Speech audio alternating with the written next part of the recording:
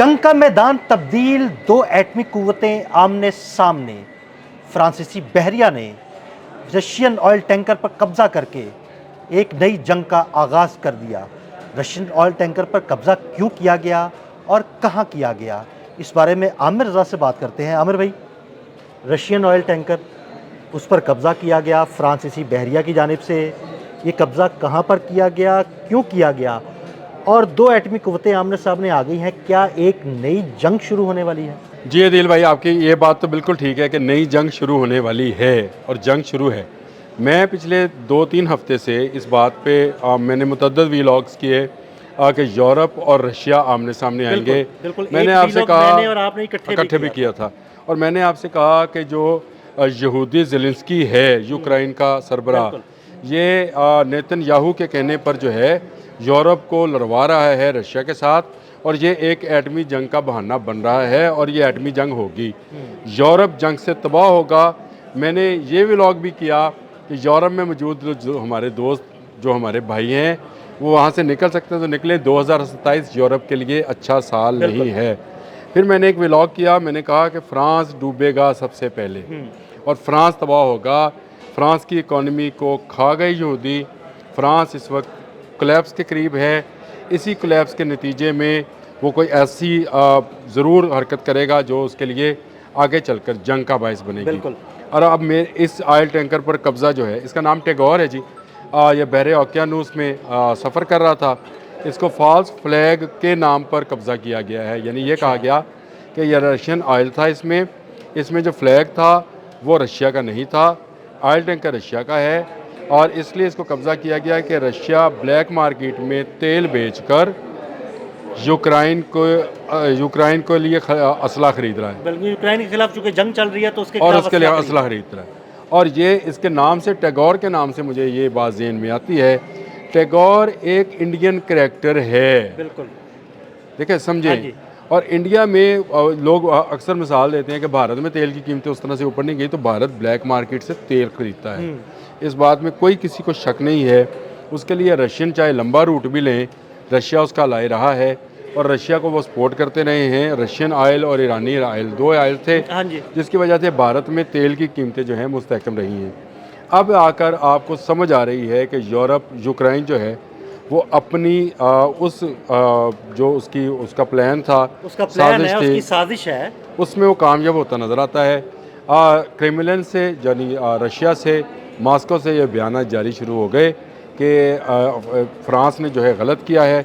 बरतानिया ने फ्रांस की हमायत का ऐलान कर दिया है और रशिया किसी वक्त भी इस जंग का रुख जो है यूरोप की तरफ मोड़ सकता है। पहले ही सुन ले, यानी जो जंग इस वक्त उसकी यूक्रेन के साथ चल रही है, वो जंग सीधी यूरोप पहुंचेगी और फ्रांस पर हमला भी किया जा सकता है। देखिए, पहली बात यह है कि बेलारूस में और शैनिक मिसाइल्स के लगाने का, जो कि एटमी वॉरहेड ले जा सकता है, सिर्फ एक वजह थी कि ये पूरा यूरोप इसके निशाने पर आ जाए, इसीलिए इसको बेलारूस में लगाया गया।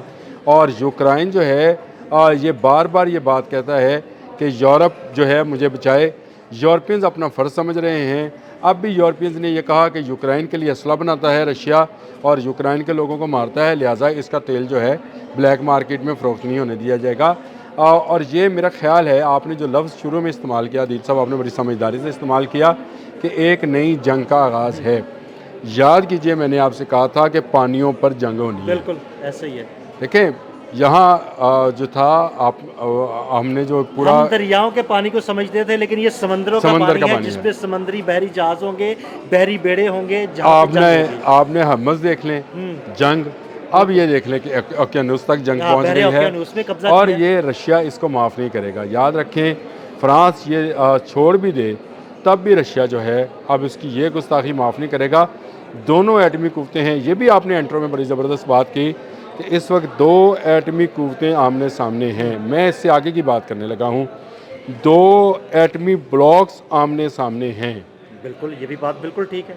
देखें, एक तरफ यूरोप है जिसमें फ्रांस, जर्मनी और बरतानिया बड़ा ब्लॉक है, की शय पर ही ये सब कुछ किया जा रहा है, और दूसरी जानब रशिया और चाइना है। चाइना जो है वो बार बार ये तनबीह जारी कर रहा है कि आबने हरमज़ बंद होने से उसको तेल की फराहमी बंद होती है और वो ये तजारत चलाना चाहता है।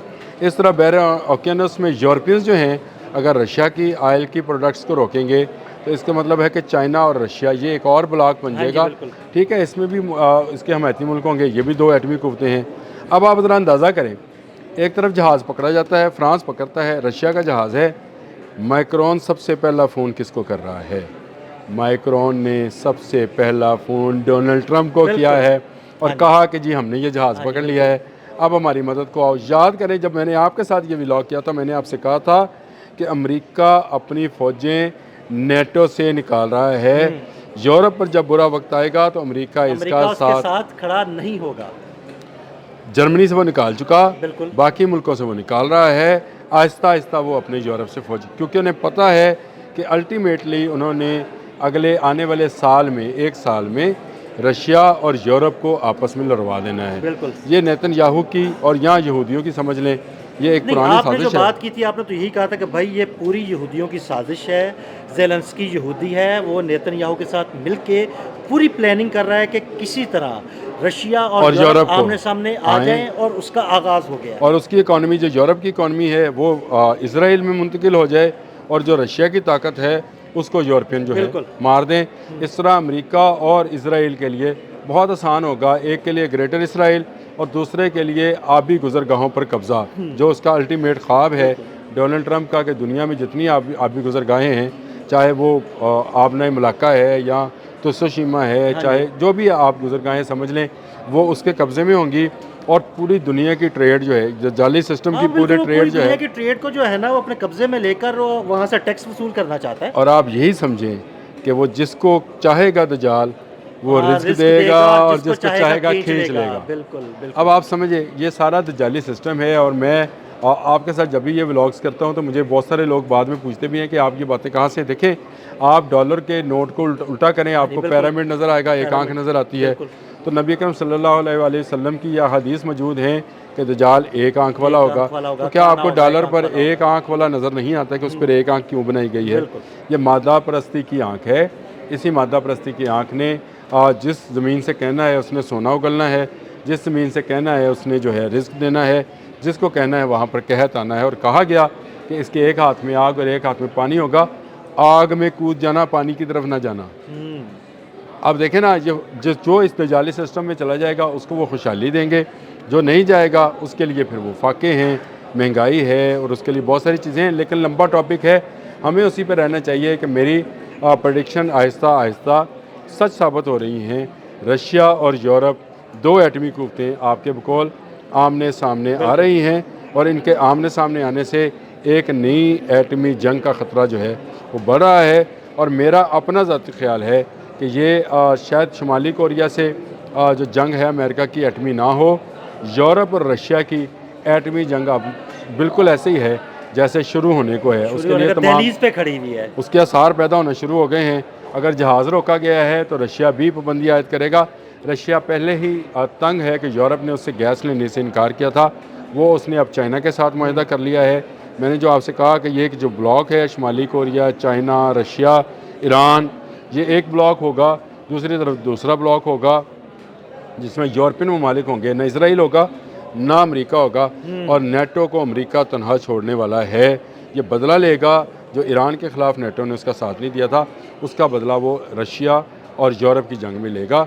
और यूरोपी बहुत सारे ममालिक जो हैं, मैं ये समझता हूँ, अल्लाह ताला सबके लिए खैर आफियत रखे, कई ममालिक सफ़ा हस्ती से मिट जाएंगे, अल्लाह करे। रशिया नहीं मिटेगा, ये भी मैं आपको बता दूँ। रशिया नहीं मिटेगा, इनसे यूरोप के कई ममालिक ख़त्म हो जाएंगे। और ये एक बड़ी जंग का मैं समझता हूँ कि आगाज़ है। एक ऑयल टैंकर पर कब्ज़ा रशिया बर्दाश्त नहीं करेगा। ये छोड़ भी जाएं तब भी रशिया को समझ आ गई है कि यूरोप के साथ उसे जंग करना है, अगर उसे यूक्रेन के साथ जंग को जारी रखना है।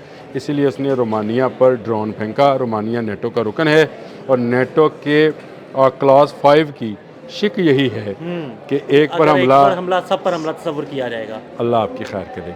अदील साहब, ये जंग बिल्कुल आप समझे कि किनारे पे आई खड़ी है। बहुत शुक्रिया आमिर भाई जी। बिल्कुल आमिर भाई ने बड़ी तफसील के साथ इस सारे मामले पर रोशनी डाली। मज़ीद अपडेट्स के लिए हमें फॉलो करते रहें। अदील अहमद और आमिर रज़ा को इजाज़त दीजिएगा। अल्लाह हाफ़िज़।